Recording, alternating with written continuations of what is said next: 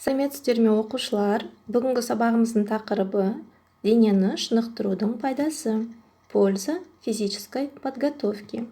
Сабақтың мақсаты мәтінді тыңдап, сұраққа жауап беру. Бізге Тлеухан хабар жіберіпті. Бірге оқиық. Балалар, бүгін мен өте маңызды шешім қабылдадым. Бүгіннен бастап жаттығу залына барамын. Кім маған қосылады? Кәне, менімен бірге жаттығуды бастайық. Тлеухан с сегодняшнего дня решил ходить в тренажерный зал. И вам предлагает вместе позаниматься. Как вы на это смотрите? Если согласны, давайте сделаем зарядку вместе с ним.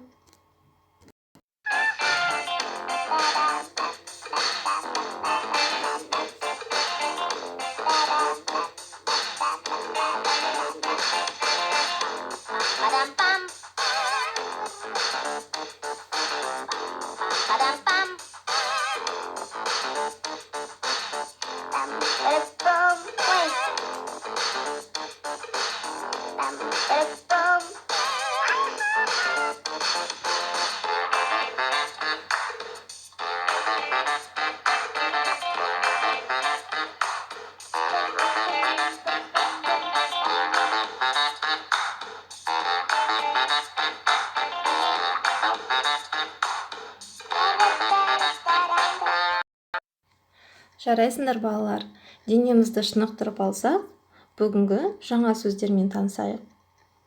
Шешім, решение, қатысу, участвовать, жаттықтырушы – это тренер. Қайталайық. Шешім, қатысу, жаттықтырушы. Енді сөздікпен жұмыс. Жаңа сөздерді пайдалана отырып, сөйлем құрау. Используя новые слова, составить предложение. Мысалы, мен бүгін шешім қабылдадым. Сегодня я принял решение. Біздер жарысқа қатыстық. Мы участвовали в соревновании. Ребята, используя данный образец, попробуйте составить несколько предложений с новыми словами и записать его в тетради. Жақсы, келесі тапсырма. Суретке қарап, мұқият тыңда.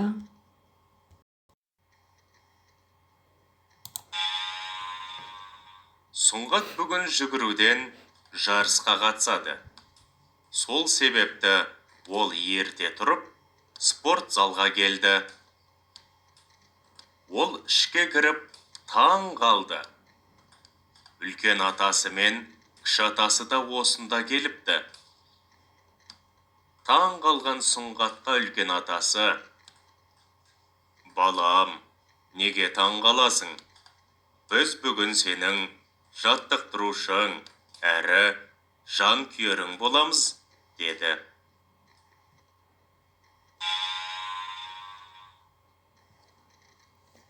Жақсы балалар, егер сіздерге мәтін түсінікті болса, мына сұрақтарға ауызша жауап берейік.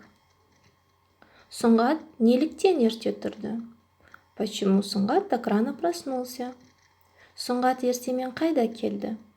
Куда он с утра пришел? Спортзалда ол кімдерді кездестірді? Кого он встретил в спортзале? Сұңғаттың аталары қандай шешім қабылдапты? Какое решение приняли дедушки Сұңғата? Ребята, попробуйте на эти вопросы ответить устно. Енді үй жұмысы. 76-шы бет бірінші тапсырманы орындау, яғни жаттығуды үйде орындаймыз. 78-ші бет 7-ші тапсырманы жазу, яғни есепті шығарып, жауабын ғана жазамыз. Нужно решить задачу и написать только ответ. Ендігі сабағымыз аяқталды. Сау болыңыз.